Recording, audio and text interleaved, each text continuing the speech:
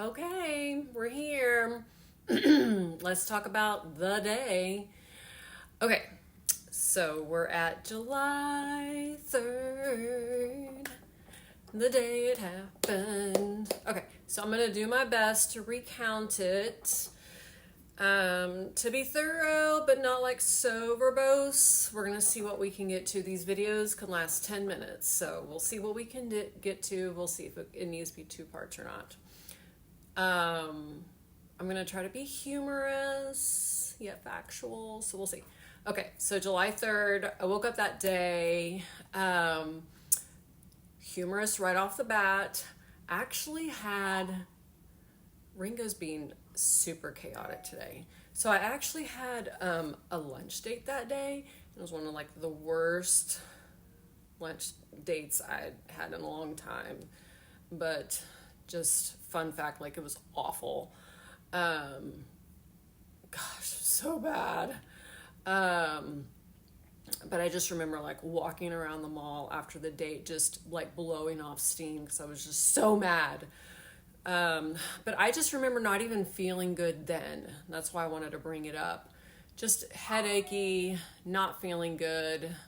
But I knew I was going to Dana's later that day for a pool party, and I knew I had to pick up another interesting, humorous fact that my girlfriends love to give me a hard time about, and that I needed to go buy Soma to pick up some new underwear, which in its own right is super funny because I was single, and I always like to make the joke that I needed to go pick up this fun new underwear that's not like anybody was going to see anyway.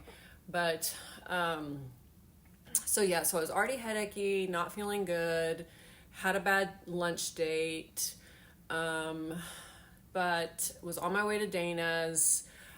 So I went to Dana's, we hung out at the pool, then we went to it was like a big kind of block party kind of thing. I'd had one pineapple seltzer, did not feel good, kind of ate, this whatever. I picked up my cool panties on the way to Dana's house because it was like right there by her house, and just wasn't feeling it or whatever. And so if you've read my CaringBridge update, you know that I chose to leave before the fireworks started because I wanted to beat traffic. Like that's just how I felt. And I asked Dana for some Advil before I left the house. Now, Dana will tell you that she didn't really want me to leave, that she tried to get me to stay, which is all true. She gave me some pizza to take home as leftovers, which I had completely forgotten about until she retold the story. But I was really insistent that I wanted to go because I had Ringo at home. And so I didn't want to stay. I didn't want to lay down or anything. And so I popped some Advil and took my leftover pizza and just wanted to get home. So she made me promise to go side streets, and she told me which way to go to avoid the traffic because she's down near Kaboom Town, and that's why we were over there. And so on my way I went, but I didn't make it far. And so I left her house. And I do remember pulling away from her house, and I just remember not feeling good. And I remember thinking I should probably turn around and go back. And that's really the last thing I remember. The next thing that I know, I wake up in an ambulance, and I'm surrounded by paramedics and a cop. I don't know what is going on. I don't know why I'm in there. And the cop is asking me all sorts of questions. I don't know what's happening. And so the details from my side are very fuzzy. I don't know anything that's happened. He's asking me questions if I know what day it is, how much I've had to drink, which is very important to this story.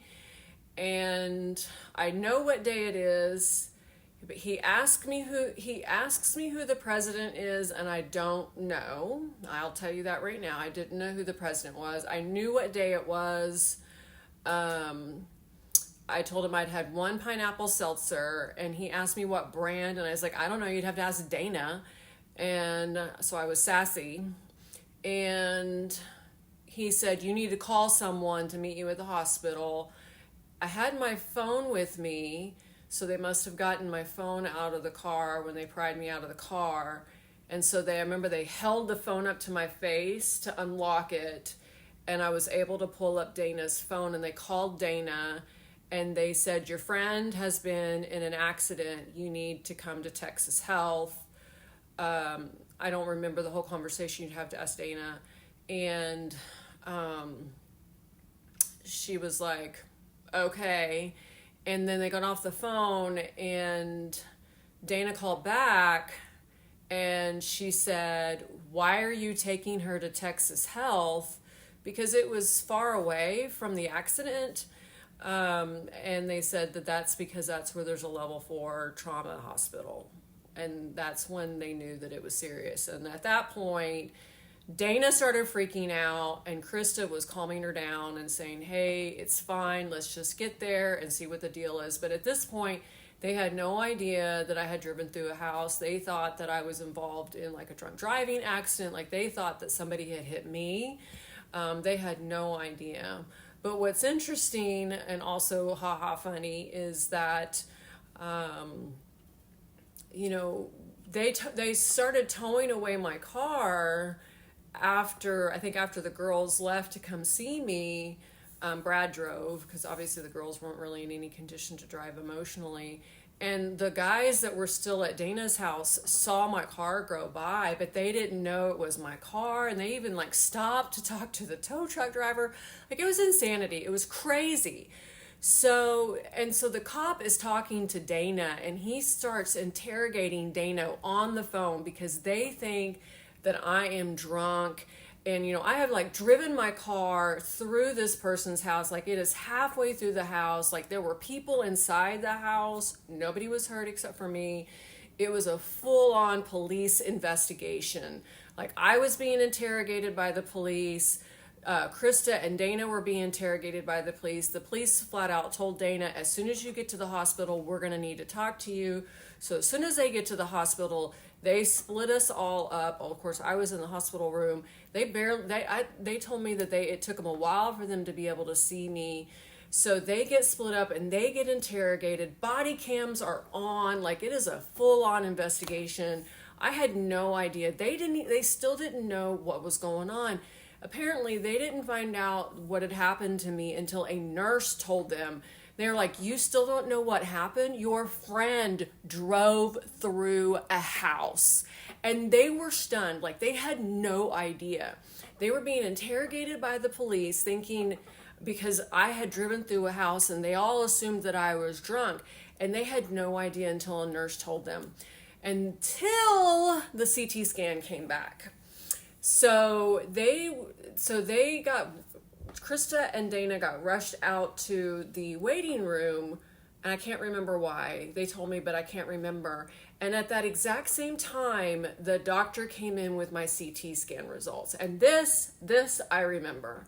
So the girls were taken out to the CT scan. I got one more minute until the video ends. So this is going to be a two-parter. And the doctor comes in, and he's like, we've got the results of your CT scan, and we have found a tumor. And I go, stop. Get those girls back in here. And apparently a nurse, from what the girls told me, came running into the waiting room and said, get back in here now. I got goosebumps. And so the girls come running back into the room, and I am death gripping their hands. And I go, now you can continue. And the doctor goes on to tell all three of us, that they have found a tumor in my brain. And that's how I found out that I had a tumor. I made sure that those girls were with me. And at that point, all the body cams turned off and the police investigation ended. So we'll have part 2.